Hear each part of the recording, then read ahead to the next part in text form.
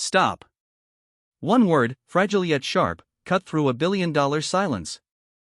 A pen. Worth 17 billion, hovered in midair, inches from paper that could reshape an empire. The most powerful man in the room froze, not because of another executive, not because of a lawyer, but because a waitress dared to speak. I swung toward her disbelief, painted on 11 faces. Their world was stitched together by hierarchy, and she had just torn the seam with a whisper. Naomi Carter stood in uniform tray, still trembling in her hand, the weight of invisibility clinging to her shoulders. She wasn't supposed to be seen. She wasn't supposed to know. Yet, she had stopped Ethan Marlowe cold. And in the corner unnoticed, Jackson Hale watched behind the mask of an assistant. The undercover boss measured every breath in the room, every crack in the facade, his silence sharper than accusation. Power against anonymity, wealth against survival. A single whispered stop against the machinery of corporate certainty. The question is, what would you have done? Stayed silent or risked everything with one word? Comment below. Would you whisper or would you let the pen fall? Page 37, paragraph 4.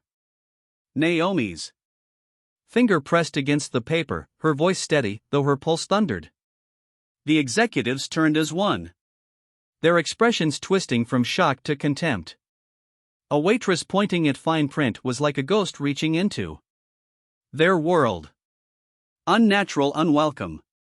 The CFO's brows shot upward, his lip curling into a sneer. The legal counsel stifled a laugh, the sound jagged in the silence. A woman in uniform apron, faintly stained, daring to touch the sacred language of contracts. It was an insult to their order. But Ethan Marlowe did not laugh. He leaned back, sharp eyes narrowing, tracking the line she indicated. His silence pressed heavier than any insult. His gaze asking the question what exactly did she see? Naomi's hand did not waver. Numbers equations buried in the appendix glared at her like familiar adversaries. She knew this flaw. She had chased it alone in the dark hours before dawn. And now, in the brightest room she had ever entered, it burned on the page for all to ignore except her. What happens when the invisible insists on being heard? The porcelain cup struck its saucer too hard, the ring slicing the silence. Coffee sloshed over the rim, trembling with the CFO's hand. Fear travels fast in closed rooms. One man's nerves ripple outward, unsettling the air, infecting the others. A cough in the corner, a shuffled chair, a paper crumpled too quickly. Jackson Hale, still cloaked in his disguise, caught every flicker. He saw the panic skitter across faces that prided themselves on composure. Power doesn't crumble loudly.